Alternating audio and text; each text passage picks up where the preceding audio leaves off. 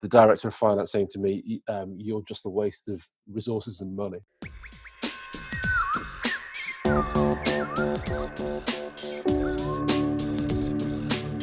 My name's Peter Sumpton, and this is the Marketing Study Lab podcast. A podcast for those that are thinking, have thought and are doing, or already have a marketing qualification.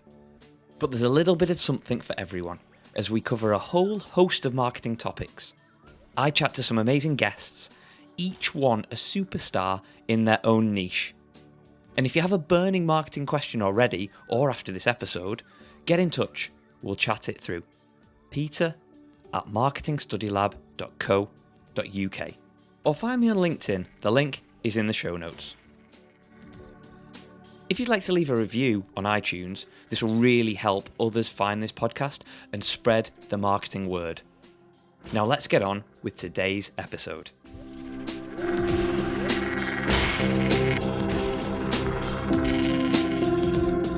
Marketing strategy can be easily missed and forgotten about in the melee of tactical activities, but Porter's generic strategies and marketing model can help with this, which we'll find out about later.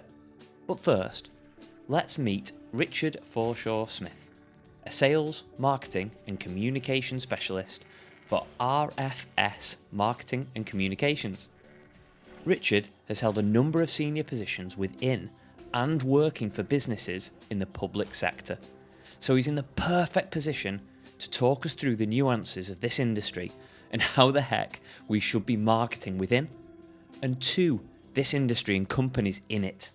And I know this public sector marketing topic is something that we can all learn from, because it's one of those industries that is very specialist and niche and needs some very different approaches to the traditional marketing we all do in B2B and B2C.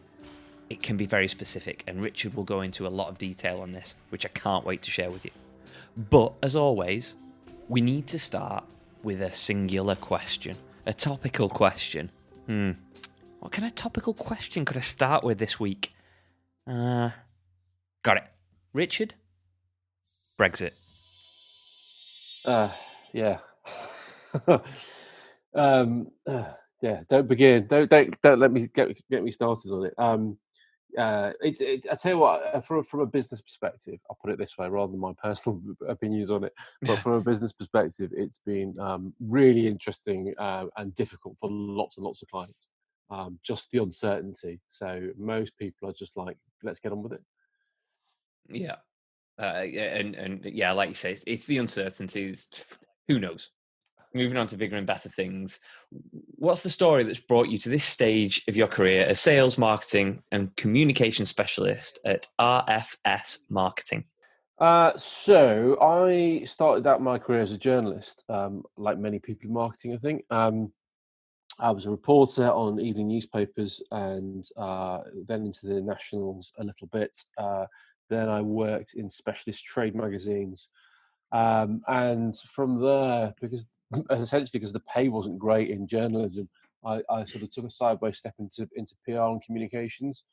So I worked for the government at the Department of Health as a senior press officer for the then Health Secretary, Alan Milburn, for 3 years. And we did a lot of interesting stuff there. And then I went from there into the National Health Service. And from that point, you started to kind of get a much more of a handle on not just communications and the PR side of things, but also marketing and kind of running campaigns and getting people involved. Obviously not to buy stuff, but to maybe change the way they use services or to understand things differently, etc. From there, I then went into a consultancy called Dr. Foster. And there I was responsible for setting up a marketing services department. And that was using hospital information, data and statistics, which that company was already doing, and applying them in interesting ways as part of research into sort of marketing campaigns. And as part of that, we were then selling those services to local authorities and the NHS, etc. So the sales bit started to really formulate around then, and understanding what makes buyers tick. and it started to give me a kind of a more rounded view of how marketing and sales are really fundamentally connected, in my view. And how all those disciplines are kind of related to each other. I went back into the NHS for a bit after that, and then went into becoming a director of business development for a specialist agency for 8 or 9 years before setting up this business. So sales and kind of business development and growth have been part of have become part of my DNA, really, and using all the different tools, techniques, methods to marketing techniques to help drive sales has just kind of created this kind of quite rounded view on how things work, which kind of works really well for clients. Yeah, that's cool. And with your title being sales, marketing, and communications specialist, there's clearly a strong link between sales and marketing. Can you just describe that in a little bit more detail? Well, yeah, I think so. And it always surprises me that there's lots of organisations where sales and marketing aren't particularly closely aligned, or if they're aligned at all, they fight a lot.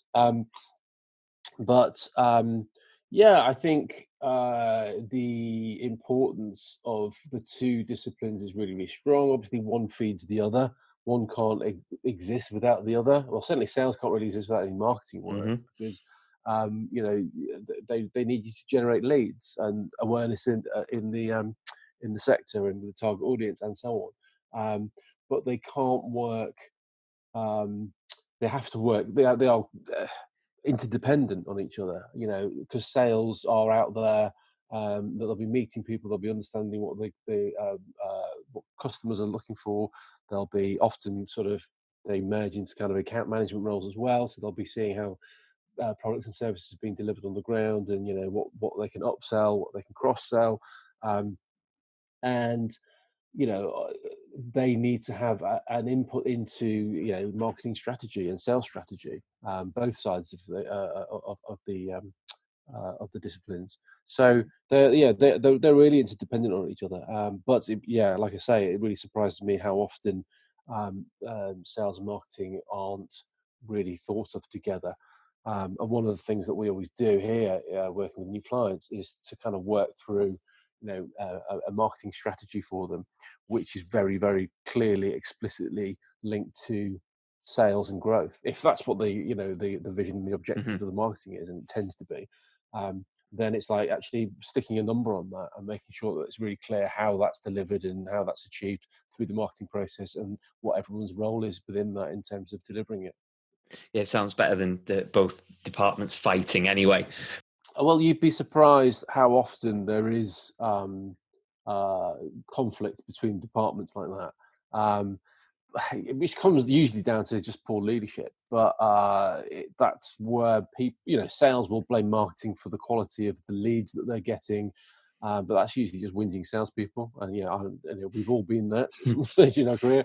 But also, often marketing not really understanding what the business development role is, and what they need. So it's a communication thing. It's about teams not working together very successfully. For me, they should all be practically embedded with each other. And we last year worked at a big national organisation, charity actually, that commission that sells its services to in the public sector, and that was a fundamental thing. A centralised marketing department didn't really understand what regional business development managers in a specific niche of this business needed from them, and it took quite a bit of facilitation to kind of get the teams talking and understanding each other. And it made a massive difference after 6 months of being able to do that. They could suddenly switch on some creative juice and input. So it's not just the kind of theoretical, you need to have marketing and sales working together. It fundamentally can screw up the business plans of at least part of an organization in this case. Yeah, absolutely. I want to dive into the more public sector marketing based conversations and questions, if you like. And the first one really is, how does public sector marketing differ from that in the private sector? Really interesting question. In many ways, it doesn't, and in lots of other ways, it's completely different. So I'll try and articulate that as best as I can. Ultimately, the purpose of the organisations is going to be very different.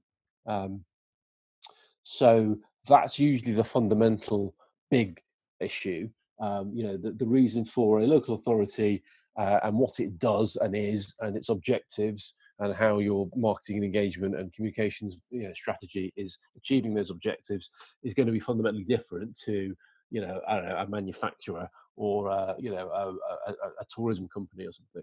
So it will be more about sales.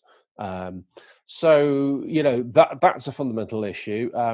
But going back about 20 years, at the beginning of my career, when I was in communications in the NHS, I was sent on a training course called Common Purpose, and that was a week-long residential course. There's about 20 of us, and it was split equally between people from the public sector, people from the charity and voluntary sector, and people from the private sector. All kind of junior, juniors in leadership roles or potential leadership capabilities. And by the end of the week, it became very clear that each of the sectors all had a different prejudice about the others, and yet we realised that we were all dealing with the same stuff all the time. So some of the same challenges would appear, they're just different hats on. But aside from the purpose and potentially values of the organisation, I think what I see is a lot of the tactics and tools that we use in marketing to achieve strategy will be 90% the same. It's usually just the application that there's nuances around how they're applied. You'll still use Facebook advertising if you're working in a local authority, for example, or you can do, Mm-hmm. but how it's applied and its intentions might be for different reasons. But the fundamental principles in the main are the same. And I would recommend to anyone looking at a career doing some work in the public sector because it's very interesting. Yeah, absolutely. Has marketing in the public sector changed at all over recent years? Is it simply because of things like recessions and all that kind of stuff that have a massive effect? Yeah, absolutely.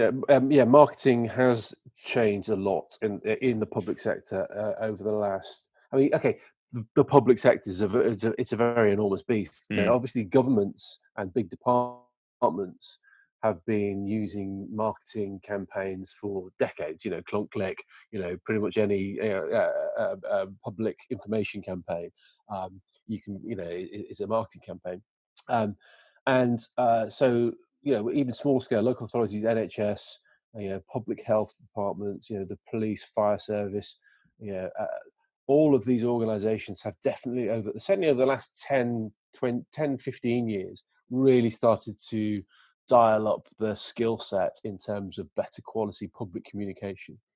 And it was a fascinating period to be in public sector comms in the NHS because we started to move from firefighting stuff, as in working with the media on a daily basis to kind of keep stories out or get stories in newspapers, to really being much more strategic and creative in the way that we engage with our publics, whoever they might be, whether it's patients on the ward or whether it's um, members of the public about public health issues, or whether it's reactive or proactive, whether it's about trying to achieve behaviour change in healthy lifestyle stuff, for example, smoking, alcohol, physical activity. All of these things tended to, in many ways, embrace a lot of marketing techniques. Mm. And what became known over the last sort of 15 years as the discipline of social marketing, as in using marketing techniques for some form of social good, really started to take off in the UK. And there's some great exemplars of great public sector comms, of making a real difference. Yeah, I always feel it was interesting that you mentioned it's almost about keeping stories out as well as putting them in, because I almost feel that in the public sector you have to be more cautious with your comms. Is this actually the case? And if so, does it make it harder to engage with the public? It's It's a really valid point. Yes, often you do, because you're often working in a highly politicized environment. Um, Sometimes with a capital P, politicised, because if you're working at a local authority, you've literally got politicians to deal with, and the leader of that council, she or he will want to make sure that council's reflecting the best way all the time. Um, so there's often a lot of that. It very much depends on organisations, because if the leadership within an organisation is not about being necessarily high risk, but if they're willing to experiment or try different things, if they know that or are convinced that there's creative ways of achieving a goal that aren't just doing what we've always done, then you can do some amazing and powerful and creative and experimental stuff. There's great examples all over the public sector of that, but they're not universal by any stretch. The thing is, Peter, that would apply in the private sector as well. I've seen organisations that I've worked with who are incredibly risk averse and do not experiment and are very, very cautious. And well, we've always done it that way, and it's doing us all right so far. So sometimes it's important to kind of always have a bit of context that the organisation is the issue and how it's run, more than the kind of what sector it's in.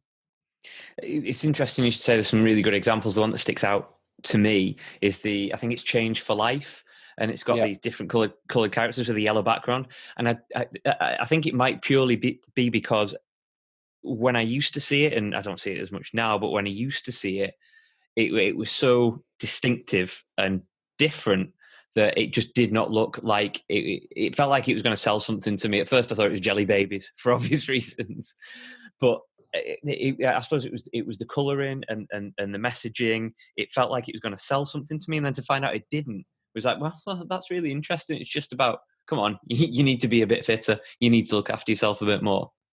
Exactly, and that was one of those. That was a big. I think it was around about 2009 when it started, and that was one of the first massive input campaigns that Public Health England ran, and it was pretty controversial because in advertising and marketing circles, sometimes people don't like that. They don't like the characters or the way it's done, but it was a broad.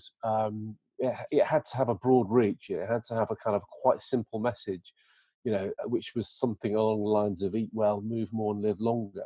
You know, they had to boil down some quite complex messaging and tackle the issues around obesity and lack of exercise and poor diet, and tackle all the disinformation and nonsense that's also in the media every day about, well, this is a superfood and that's bad for you, and now this is good for you and that gives you cancer. So it became a very they had to create something really succinct, and I think they did a pretty decent job of it. Actually, I think that was Saatchi campaign, but I forget now. It was a while ago.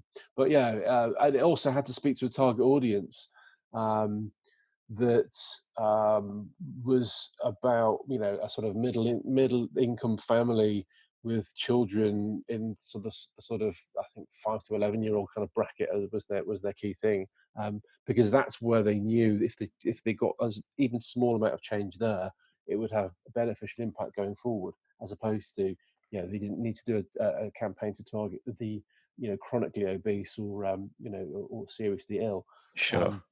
Because an earlier intervention was going to have the biggest benefit. So staying with that theme, I just want to move on to budgets, because I think budgets within the public sector will always, regardless, always be scrutinised. And I suppose now more than ever, really. What's the justification for spending taxpayers' money, if you like, on marketing for, say, the NHS, when people would see it being better spent on health or hospitals or whatnot? Yeah, it's a really good point, and one that obviously would come up quite a lot. I mean, I won't say where it was, but I remember when on my first day as the head of communications and marketing in a quite big NHS organisation, the director of finance saying to me, "You're just a waste of resources and money." I was like, "Well, this is going to be fun." Um, so yeah, you always have to justify any kind of spend of public sector money, and that's absolutely fine. And I think that the key thing is if you've got a strategy that's really clear, that has within it objectives that are smart, as in measurable and achievable, time specific, realistic, that have an impact on long-term reducing the impact of reducing cost to the public. That's one of the key critical things. It's not just about creating a marketing department of 10 people so that you've all got nice jobs and you can do some fun stuff. I've been involved in campaigns which reduced the use of accident and emergency to such a significant effect that it meant that they were spending less money on an expensive A&E service, and they could divert that money into primary care, where Cool. on upstream interventions, it is a better experience for the patient anyway. In the same way as in public health campaigns, it's better to spend a bit of money earlier getting people to move more and eat well, because the long-term health benefits are much, the cost of that is much less than the long-term negative health effect of people being ill and being treated in hospitals. The cost of being in hospitals is incredibly high, and if within, for example, the NHS, your comms and marketing work is keeping people out of there, then you're paying for it. I think what a smart manager in communications and marketing in public sector does is understand how they can tell that story, internally and externally. Because just as everybody else should have to justify, how does my department justify spending this much money? Well, then I'll need to do the same, in communications marketing. Going back to a previous point that you said, that public and private, there's not much difference in terms of the application, everything. It's weird you should go down that route, because you can apply the same principles into private, and the way you look at it, the people that say we should be spending it on health and hospitals rather than marketing and educating the public, they want this short-term gain. And they're not seeing the long-term benefits, and it's the same in the private. So many people, particularly that aren't in marketing, focus on this. We need it now. We need more sales now, rather than, well, hang on, if we build our reputation and engage and build relationships with our consumers, then we've got a chance of being here in 5 to 10 years. Similar to what you were just saying then. Absolutely. I was talking with a client very recently who, just impatience and slight frustration, because it's like, we've started on a journey, and at the beginning of the journey we said, this is going to take you 6 to 9 months before you start seeing returns on it, but you're starting from a completely, we were completely changing the way the organization was marketing, and promoting itself, because that's what their goal was to do. And I said, that's fine, but you're not going to get leads overnight on this. You've got to suddenly turn your reputation to something slightly different, with a very different audience than you're already engaging with. So bear that in mind. And, reasonably, chief exec at a meeting goes, right, we really need to start cracking on the leads now, because this is cost going out the door and we're not getting things in. Well, it's like, that was the plan, and that's what you will do, because,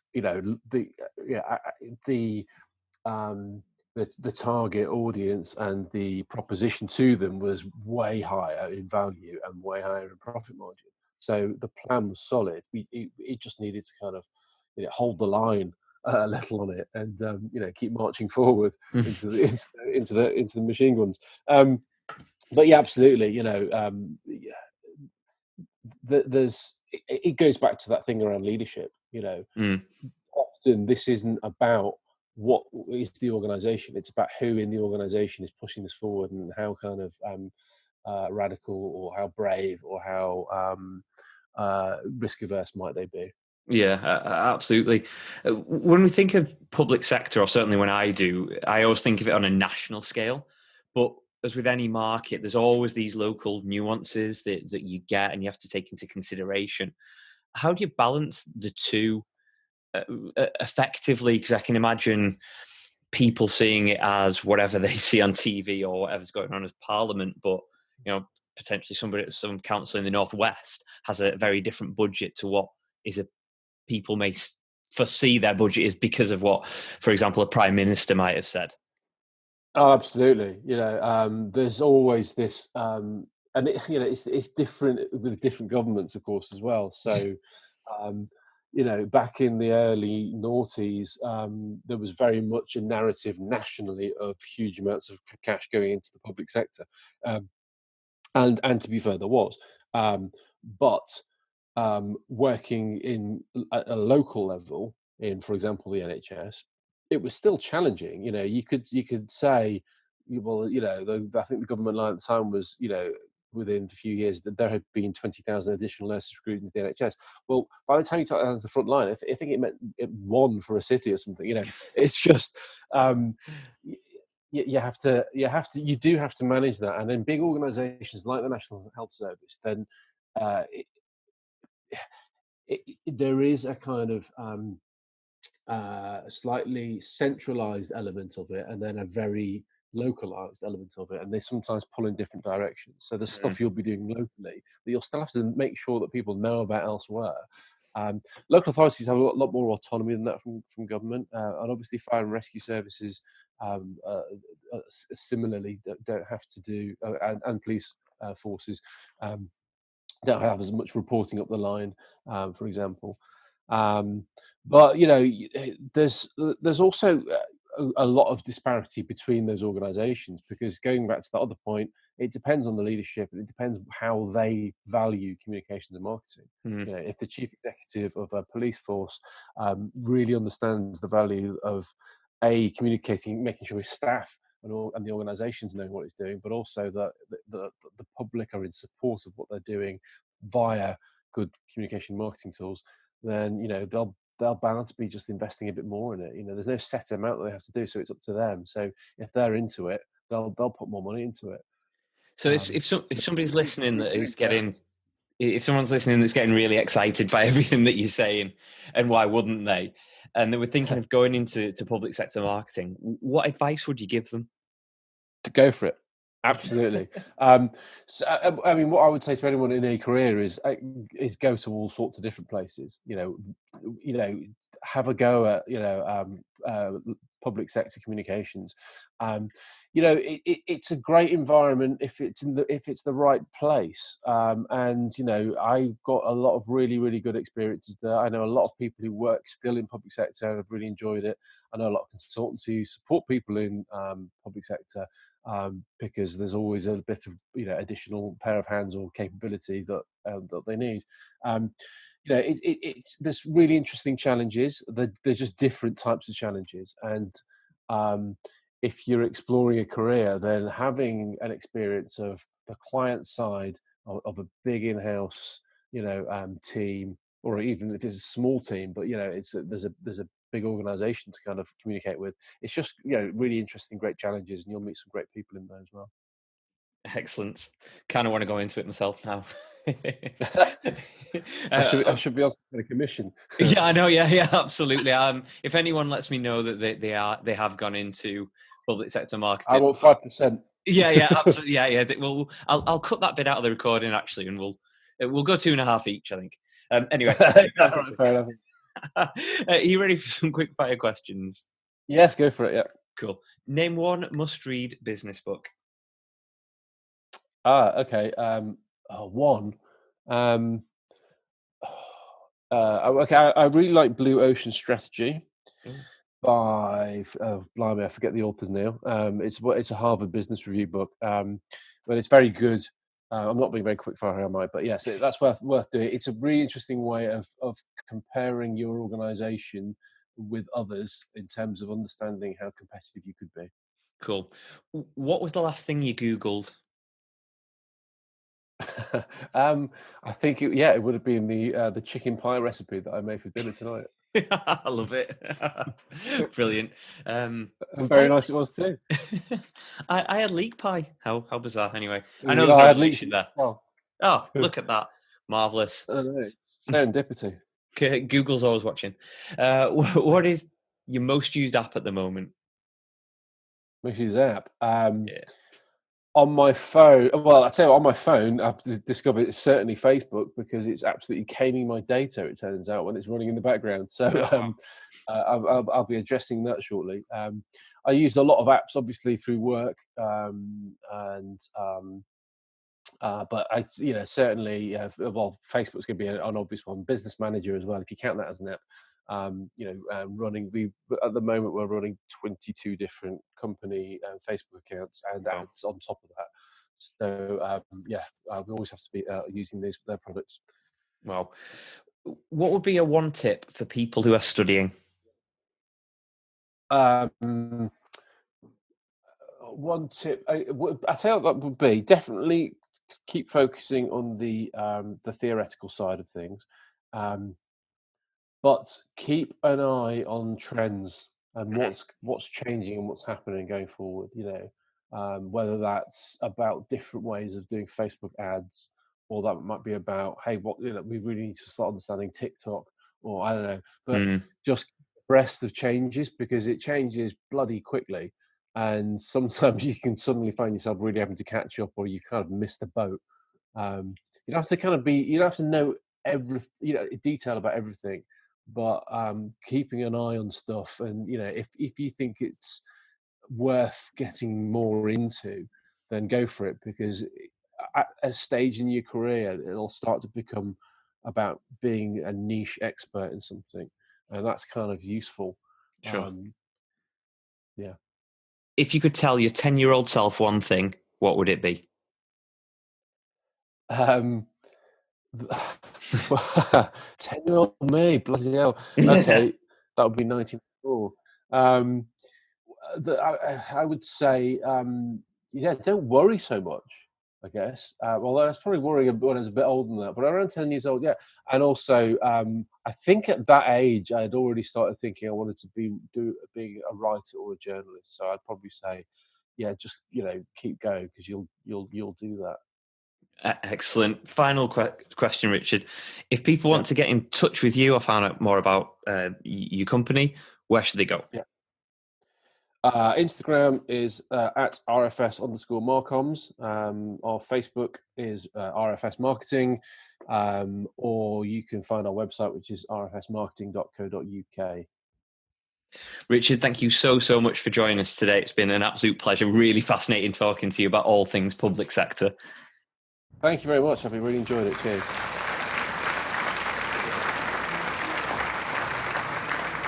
Thanks once again, Richard, for joining us. Really interesting and really cool to get deep into public sector marketing. Just want to touch on a couple of points there and the takeaways that I got from my conversation with Richard. And the first one is that Richard points out that the challenges are generally the same whether you're in marketing for the public sector or private. It doesn't matter. The main difference is the application of the chosen tactics. And this is massively important. The application of these tactics can make a massive difference and create a huge differential advantage. And that's what we try to do in our marketing sphere, regardless of the industry. When discussing spend and budgets, Richard highlighted that justification will always be required. It's a no-brainer, really.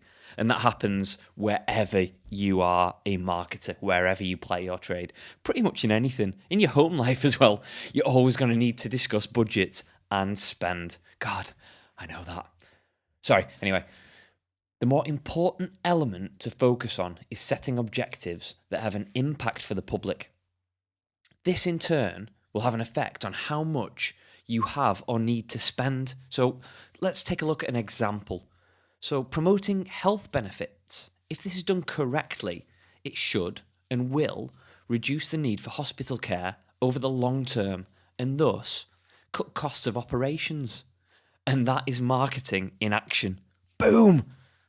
And finally, if you're looking to get into marketing within the public sector, just go for it. We heard it on the last podcast and previous podcast, and we hear it a lot on this podcast. Just go for it. Try lots of things and make sure the environment, culture, and surroundings are a good fit for you. Exposing yourself to different challenges will also provide experience that can help you later on in life. So just do it.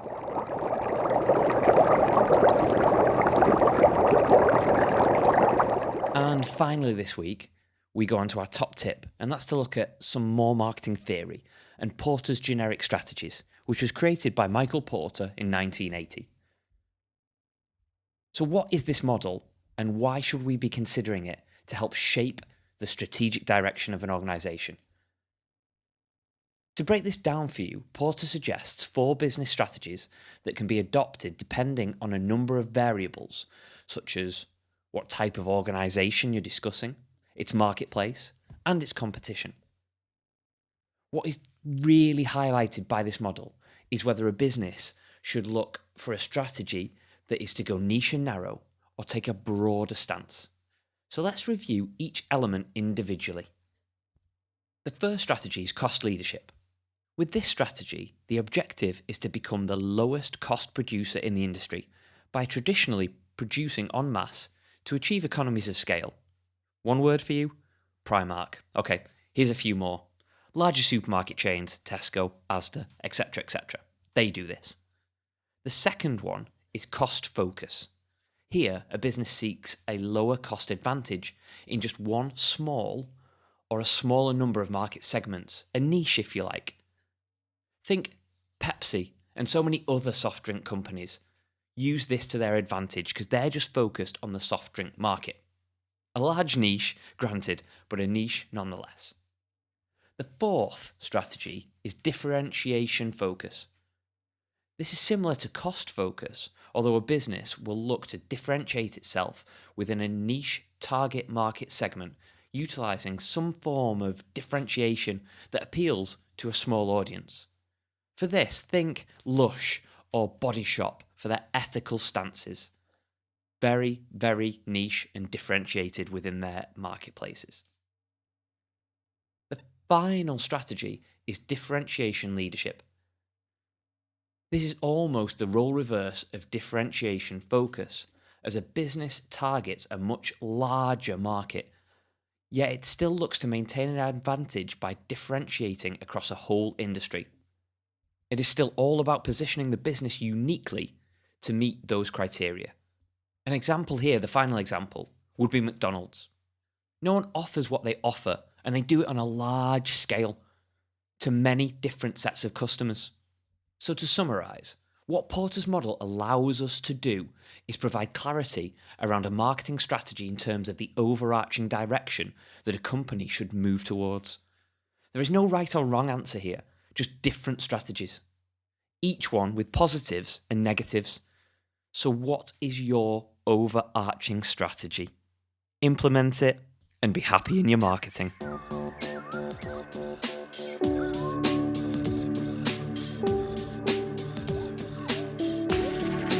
Thank you so much for joining us today on Marketing Study Lab. It really means the world that you're listening to this out there, and hopefully I've provided you some value.